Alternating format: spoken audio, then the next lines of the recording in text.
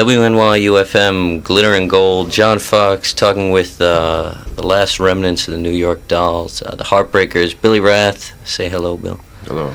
And Jerry Nolan. Hello. And Walter couldn't make it today. I don't know. He doesn't have a phone, something like that. Why don't we just talk kind of quickly about what happened when the Dolls broke up? You guys were down in Florida, something like that. Well, me and Johnny just decided to form another group, that's all. Just weren't interested in things the way they were going and the involvement with Malcolm McLaren at the time. It's just that, I don't know, me and Johnny had different ideas at the time, I guess. Not enough interest in the music. It was got too businessy, you know. Malcolm was just more of a... the first time he seen us was in England, when we played in England, and he was sort of a groupie at the time. Just hanging out and following us around everywhere, and he sort of took in all our ideas and things like that, used them in the future for his own little shtick. He's a good tailor, but that's about it, I guess. And you guys got together with Richard Hell. Yeah, well, he wasn't doing anything at the time, and we needed a bass player. So we I know he played with me and Johnny for a little while until we got Billy. Well, I heard it was something like you guys went to England and Richard was with you, and then you came back. And no, Richard was only with us for a few months, and I don't know. He had this idea that he was going to be the front man and sing all the songs. So he wanted us to get rid of Johnny. So me and Johnny just got rid of him instead. I think Walter came in the picture a little bit just before that. And Richard left, and then I showed up in New York and was... What had you been doing before you joined the Heartbreakers?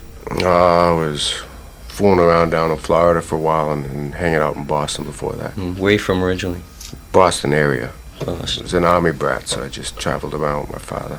Okay. And then, so I guess that's when things started to roll, when you got the lineup together. Did the Anarchy Tour, short-lived Anarchy Tour. What was it like back in those days? How did the tour go? Well, the tour didn't go very much. I think we did one gig out of 28. But that was not the point. The point was for us to get out of New York, where we weren't wanted by the business anyway. Well, we really weren't wanted by the business anywhere. But at least English... Well, why was that, do you think? Probably unimportant reasons. You know, they weren't concerned about the music or anything like that. Typically, American business... They don't care about music. They just care about what they can, how they can sell a group and things like that. So we weren't interested in them, just as they weren't interested in us. But at least the English kids and the English people that are involved in they're interested in groups and music. They're a little more creative anyway. Not very original, but more creative in the sense that they'll try something new with a group that's new, or they're always trying to get involved with new music of some sort. They don't, like Americans, they keep squeezing the same old crap out of the same old group for 10, 15, 20 years. You'll hear the same records all the time. I mean, Americans have the worst taste in the world. I mean, it doesn't make sense. Music business, two completely opposite entities that don't mean anything to each other. It's absurd. It's stupid. In Europe, they're much more open-minded. They sponsor the yachts. If you're an artist in Europe, any kind of artist, the people are behind you. In America, they push, you're in the gutter. As far as they're concerned, you're a bum. The more original you are, the less chance you have of doing anything. Well, moving on, then you guys signed to Track Records. Yeah, another bad idea. We didn't have much choice with our ideas anyway. Well, who made the decision to go with Track? Groups. Childish. Yeah, groups don't have many decisions that they can make. We had to take somebody to handle some of our business. It's pretty much impossible for a band to handle themselves, especially in the beginning. So we had Lee Childers handle us for a while. He's really a photographer, knows nothing about the business end of it. But I don't know. He sort of was like a mouthpiece for us. So he got us a shabby deal on a shabby label. It really wasn't even a label. Yeah. Did they do anything besides you guys? No, they had before. They were the Who's label, and then they kind of dispersed and reformed, regrouped when we showed up in the scene. They had Shakin' Stevens at the time and picked up a few other acts, but then they folded and went bankrupt. Well, they just used us for a tax write-off and made sure they butchered our album so they can claim, a tax write-off, and oh well, these poor boys' albums didn't go so well, so we lost a lot of money on them. You know, they purposely set us up to butcher our album anyway, Well, just so they could claim a tax write-up. Because Well, they weren't really a label; they were just, you know, interested in other things, films, for instance. You know, they were investing their money into films and stuff like that. So we just got involved with the. well, did you guys make the decision to go with Speedy Keen? No, we really didn't make the decision to go with him. You know, he was sort of forced on us. You know, he owed them some favors, and he did it because he owed them favors, and that was the best way he could get out of it. Track So- Records brought him in on the picture. Actually, the first 6 cuts were done without him. He wasn't even around. Who produced the first 6 cuts? It was You Chris guys? Stamp was doing it along Well, with us. he showed up once in a blue moon. Actually, he didn't do anything technically. Nobody did really anything, you know, that well technically. They just sort of threw us in the studio, we recorded, and that was it. I mean, I took that whole tape and remixed it myself, but nobody wanted to hear about it then, you know, because they didn't know any better. Everybody thought it sounded great until what's it, 7, 8, 9 years later, all of a sudden they think they wanted to remix the album. I mean, it's too late. Well, the songs are, you know, 10 years old already. Yeah. Well, why don't we listen to something from the album now? We'll listen to the remix of it. We haven't even heard the remix. This was all done without our knowledge. Yeah. Well, we'll talk about that in a minute, but this is Can't Keep My Eyes on You on WNYU FM, Glitter and Gold. WNYU FM, Glitter and Gold, Can't Keep My... Eyes on you. Right. Oh, cocky. That's Well, cock in your face. right, and that's the remix of LAMF, revisited here in 1984. Walter showed up. How you doing, Walter? All right. So couldn't find a place. Okay, now we're talking about LAMF. Now, what happened after the record when Johnny left, went to Real? What were you guys up to then? Walter and I were still in England at the time, and Johnny wanted to go solo, didn't want to play with Walter any longer, so Walter and I decided to stick together, and we did this single at the time, which now is called The Heroes, but we had done it in England back, what year was that? 77. Yeah. What songs from it? 7-day weekend. Too much junkie business. We did it on Island at the time. Did it ever come out? No, it never came out. Island was doing this thing where they're releasing a whole lot of just single things, some new groups, but there was just probably we're gonna call the label Speedball Records or something Speedball, like yeah. that. But it never, they never got the money together. They never released it. They just, you know, The guy made who a was couple running singles. Speedball did too many, so they decided to drop him. Too many speedballs. Yeah, that's about what it was, probably. And all of a sudden it appeared in France just recently, and they pressed it up, released it as The Heroes. Yeah, Island still had the master tape. Someone just came in from France and bought the tape from Island. God knows how they got it. They stole it. So you didn't get any money for that Heroes thing? No. Well, we originally got paid for it. We got from an advance Island. from Island, yeah. Or that it just kind of showed up somewhere, you had no idea? Just popped up. A kid stopped at my house one day a couple months ago with the record. Hey, you got a record out? I'm going, oh yeah? this has been happening constantly in the last year and a half, 2 years. Every time I go to a record store, there's a new one. There's a new album out of the Heartbreakers or Johnny or the Heroes. Albums, singles, EPs. And it's all the same songs over and over again. Yeah. People find these tapes and release them, you know, and don't ask anyone. Old managers they dig up tapes and sell them. Hey, well, what about the Live at Max's album? Were you guys in on that whole thing? Yeah, we negotiated that whole thing. Well, Jerry, where were you when that was going on? No, I took a walk. Are you kidding? I mean, enough was enough. By that time, even I knew better. I mean, I learned that this business is nothing but a bunch of parasite cutthroats, you know, and squeeze every dime they can out of something. I didn't want to have anything to do with it. Yeah, we never saw Donnie from Live at Max's. He popped in the advance. Then we got a fair advance on it, and that was it. Every time our lawyers would call up Max's trying to get, you know, some statement or whatever, they'd either hang up the phone on or wouldn't talk to them, or we never found out how many things were sold or whatever. I think Gem Records in Jersey were distributing them. I think they were bootlegging them down in their basement or something like that and just selling them on their own. God knows. They'd pop up in stores everywhere, but we never know how many were sold. Yeah, but you guys, you know, around that time, you still played some more gigs at Max's. Yeah, we were doing gigs. You got along all right with them? Well, everything Yeah. was done legally at the beginning. It's It was all legal. released, you know, all proper and everything. But since then, they're supposed to give us statements, which We we've never got seen statements, anything. and Max's just closed up, went bankrupt or something or other, so we never saw anything. Hey, well, after all that mess, what happened to you, Bill? Where did you take off to? Oh, I just got sick of New York. Took off to Boston for a while to recuperate. Now I'm living over in Stockholm, in Sweden. Been working with Johnny for the past year and a half, off and on. Put a band together in Stockholm. Been doing some producing there too. And you're going back there tomorrow, something like Yeah, I that? leave tomorrow. And you're going to be back in New York soon, or you doubt it? There's rumor in September we might be doing some kind of work, the four of us. Heartbreakers reunion for the possibly. 100th time. I know, reunions. And then, so I guess that was around the time, Walter, when you actually put together the Heroes. When? After, Which time? I don't know, I guess After around what, 1981, after. Yeah, because after, well, first I thrown this band together, the Hurricanes, with Billy and a couple other people, and that only lasted a couple of gigs, and then I was playing with John again, and then I guess around 80, 81, 82, whatever, started the Heroes with Billy, and I went through a couple of personnel changes. Billy left, I got another bass player, and we were doing What was gigs Billy around. Rogers playing drums? Yeah, Billy was on drums, and originally Billy Rath was on bass, but then he split.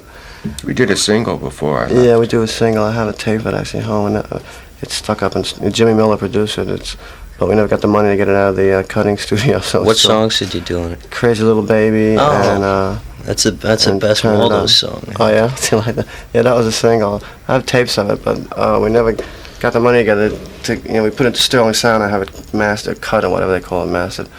And we didn't have the money at the time to get it out because this one guy from Detroit was supposed to release it, but he screwed up. And typical, music business. In another year or two, somebody will probably dig it out of the archives and release Yeah, it. rip it off from us and release it. Well, why don't we do this? Why don't we listen to that Heroes single now that got ripped off from the archive? Okay. Came out on Skydog Records. I think, Skydog, about a year yeah, ago. that's a French label with this pirate in charge of it. Mark Mark Zamati, Zamati, another yeah. another low life, another low life parasite crook. So, If you're out there, Mark. probably in jail now anyway. He just got out of serving 9 years. But then one thing is another. 19. Low lives. God damn, these people release a record while they're in jail. Okay, so this one's going to be a 7-day weekend. You got any story behind this one, or is it just kind of a ditty? Well, actually, the Dolls used to do it in the early days. They used to do it live. So I just remember when it came out as a kid, I used to love the song. And I remember when the Dolls Who did wrote it it? was great. I forget. Gary U.S. Barnes performed. I'm not sure who wrote it. I actually forget who wrote it. They have it on the record that I wrote it. It was they had their minds. Nuts and release these things. All we know is Gary and the U.S. Barnes Jesus recorded it. Christ. And these people can't even get the facts Yeah. right when they rip up the record. I don't know. The old USA, yeah. They don't even know what they got in their own backyard. I know, It's it's sick. crazy. It's sick. They invented rock and roll, and they're still walking around with their heads up their ass, and they don't even know it. They're looking over to England as if England came out with something new, It's so stupid. Okay, so anyway, this one's going to be 7-day weekend on WNYU FM, Glitter and Gold. WNYU FM, Glitter and Gold, 7-day weekend. Walter Lord, Billy Rath, Jerry Nolan up in the studio. That was the Heroes single, and this is Glitter and Gold. Now, after all this mess, Jerry, you took off to Sweden, I guess, for a while. Yeah, well, I went with Johnny just to do a tour there.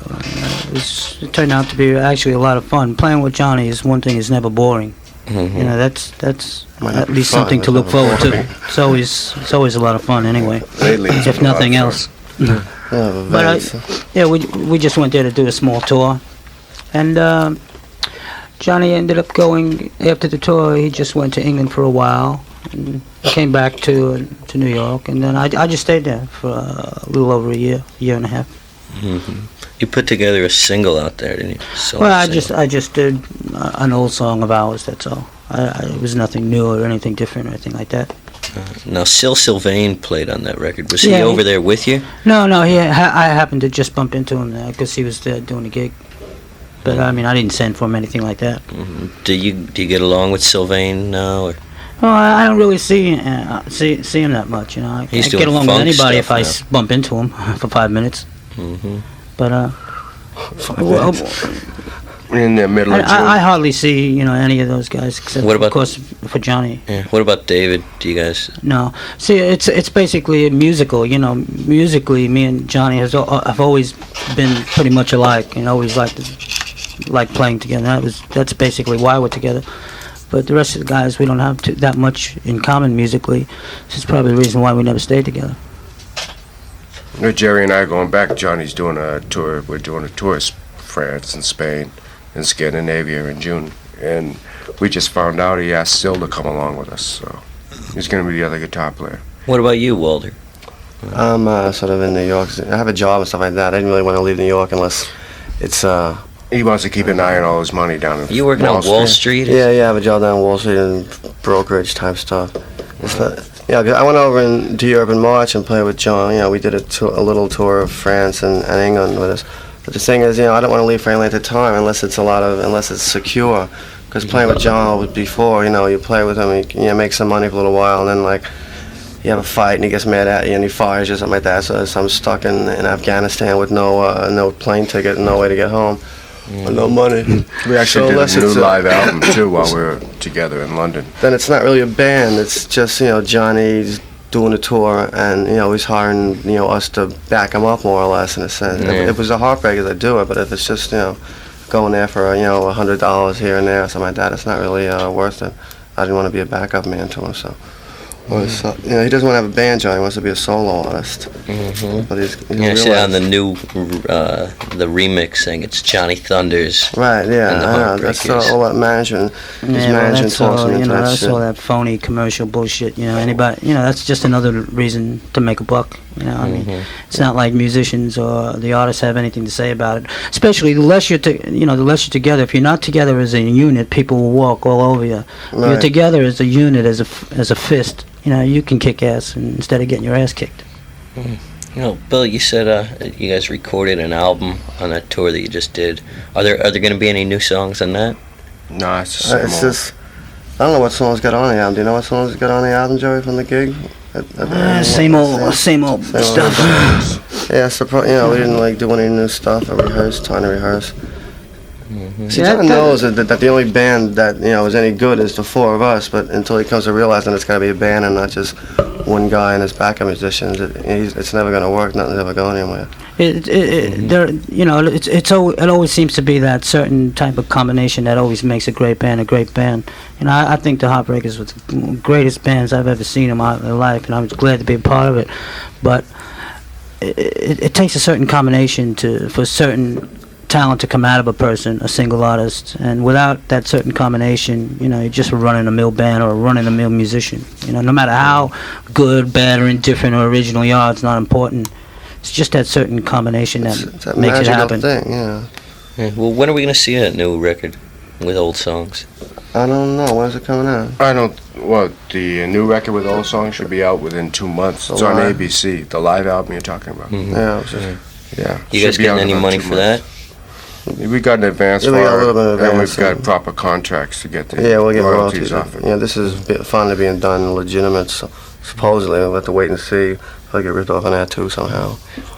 That's stuff that's, you know, like 15 to 20 years old that he had written as a child, you know.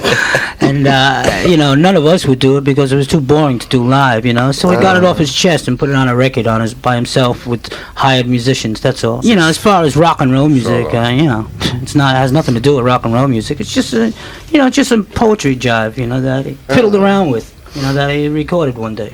He got good reviews on the record, but I personally Yeah, haven't sat down to listen to it. Yeah, he's got all these flunkies hanging around him. It's just boring folk music, that's all. There's all these flunkies hanging around that just tell him everything he does is great, so he just decides to record any sort of fart noises he made in the bathroom, anything, and these guys tell him it's wonderful, and they'll sit with a guitar for 10 minutes and they'll record it, and they'll tell him it's wonderful. And so what's going on now with the Waldos and your solo kind of work? Well, it was a band I threw together in New York with different people. We were playing gigs around. It's nothing really, you know, like earth-shaking. Yeah, I just had to keep playing as I did it. It was fun. We're not recording or anything like that yet. We're just gigging here and there. Well, guys, we're going to listen to one more song, and that's Jerry, your solo record, Take a Chance. Well, it's not really a solo record. It's just something I Having did. fun. Just something I did because I had nothing else to do. Okay. But it's no big solo deal and no big deal at all. Okay, yeah, couldn't even remember the song, I think. No. But anyway, I'd like to thank you guys for coming down. And, yeah, anything else to say? Wrap it up.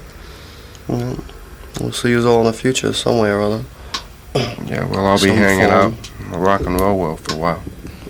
Okay. So this is rock and roll, all right. Yeah. So this is WNYU FM. Dazzle us. See you down the Lower East Side. Glitter and Gold with Jerry Nolan's Take a Chance with Me.